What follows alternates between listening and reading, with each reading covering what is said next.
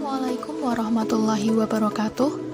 Saya Laila Khairunisa dengan NIM B2A020034 dari Prodi S1 Statistika Universitas Muhammadiyah Semarang. Pada video kali ini, saya akan membahas salah satu produk bioteknologi yaitu keju. Keju adalah sebuah makanan yang dihasilkan dengan memisahkan zat-zat padat dalam susu melalui proses pengentalan atau koagulasi.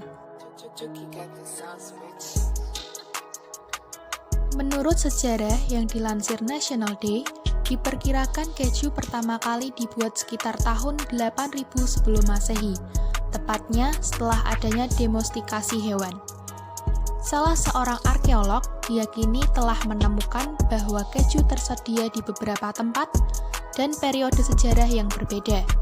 Seperti di Polandia pada 5500 sebelum Masehi, Mesir pada 2000 sebelum Masehi, dan Tiongkok pada 3000 tahun lalu.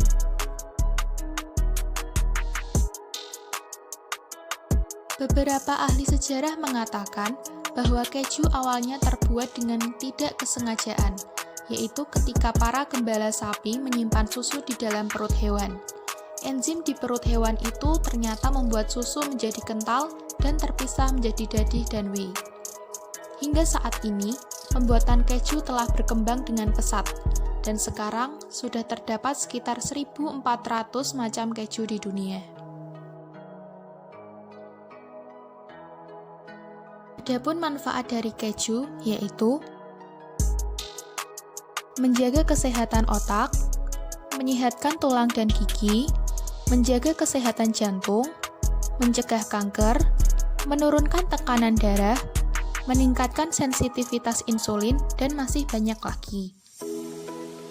Mikroorganisme yang ada pada keju.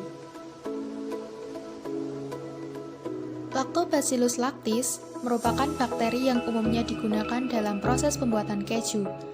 Bakteri ini termasuk dalam kategori bakteri mesofilik. Beberapa bakteri lainnya, seperti Streptococcus salivarius, Lactobacillus derbukri, dan Lactobacillus helveticus tak jarang juga digunakan. Bakteri Lactobacillus casei dan Lactobacillus plantarum juga kerap ditambahkan dalam pembuatan keju cheddar. Peran bakteri dalam pembuatan keju ini adalah memberikan atau meningkatkan rasa maupun tekstur keju.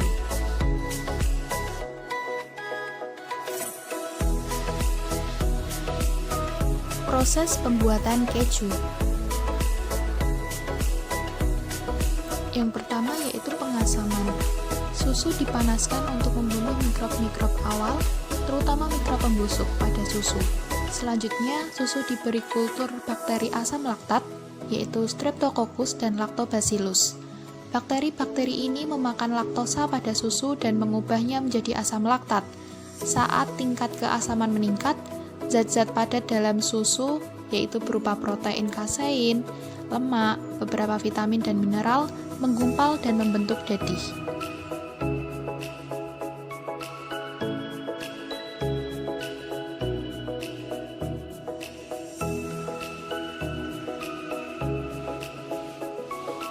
Tahap selanjutnya yaitu pengentalan. Bakteri rennet ditambahkan ke dalam susu yang dipanaskan yang kemudian membentuk protein, menggumpal dan membagi susu menjadi bagian cair atau air dadih dan padat yang disebut dadih. Setelah dipisahkan, air dadih kadang-kadang dipakai untuk membuat keju seperti ricotta dan sipot halloumi. Namun biasanya air dadih tersebut dibuang.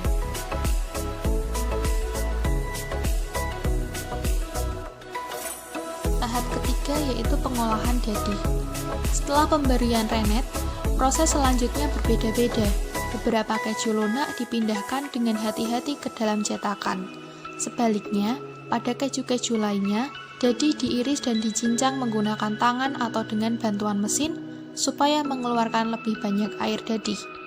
Semakin kecil potongan dadih, maka keju yang dihasilkan semakin padat.